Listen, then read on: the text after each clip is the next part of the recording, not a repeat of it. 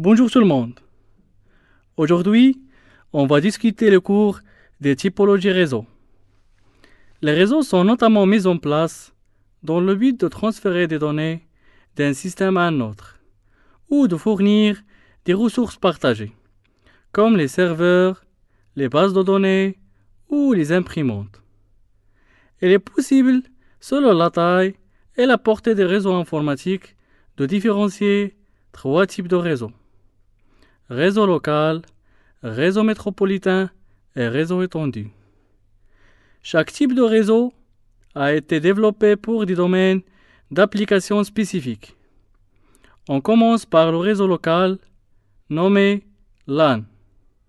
LAN, c'est l'acronyme de Local Area Network. Il désigne en général un réseau limité, à une échelle géographique relativement restreinte. Exemple: un réseau au sein d'un collège, d'un bâtiment ou d'une usine. L'infrastructure d'un réseau LAN est privée. Elle est gérée localement par le personnel informatique. Un réseau LAN peut être filaire ou sans fil. Pour un réseau filaire, la distance maximale de réseau dépend du type de câble utilisé. Elle est relativement réduite. De même, un réseau sans fil a une zone de couverture limitée. L'ajout de points d'accès augmente davantage l'étendue du réseau. Deuxièmement, le réseau métropolitain, nommé MAN.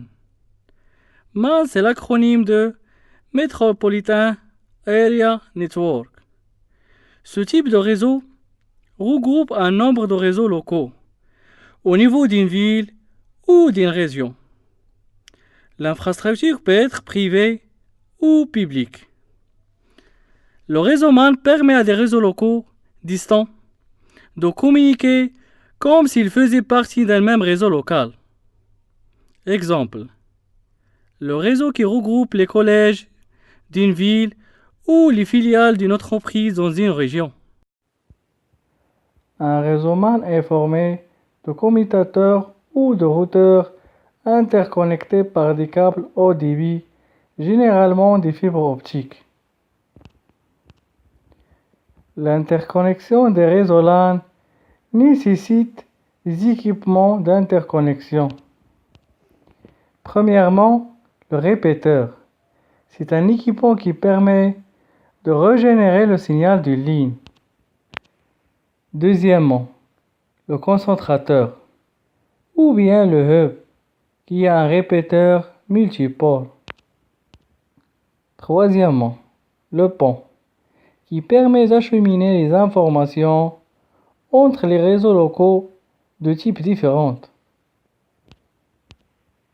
Troisièmement, le pont, qui permet d'acheminer les informations entre les réseaux locaux de types différents.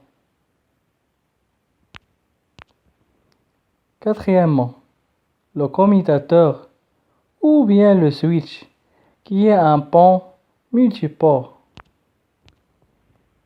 Et finalement, le routeur, qui permet de relier les réseaux locaux afin de permettre la circulation des données d'un réseau à un autre d'une façon optimale, en retrouvant une route à travers les différents ponts pour atteindre la cible.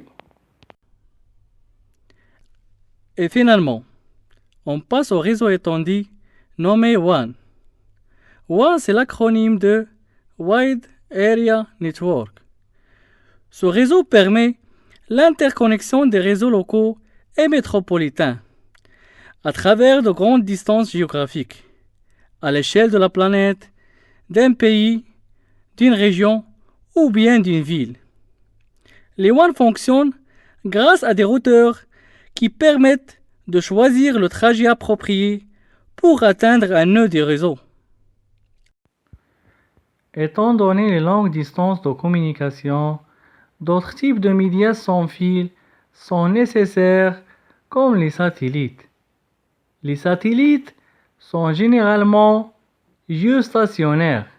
Elles sont fixes perpendiculairement par rapport à un point au-dessus du sol. Leur altitude est d'environ 36 000 km.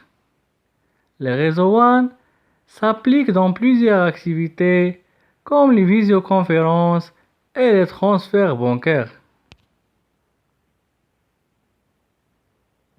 Exemple, le réseau de la gendarmerie royale, des chaînes numériques terrestres et aussi le réseau Internet.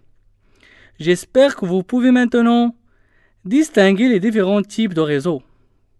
Merci pour votre attention et je vous donne un rendez-vous la semaine prochaine avec un nouveau cours.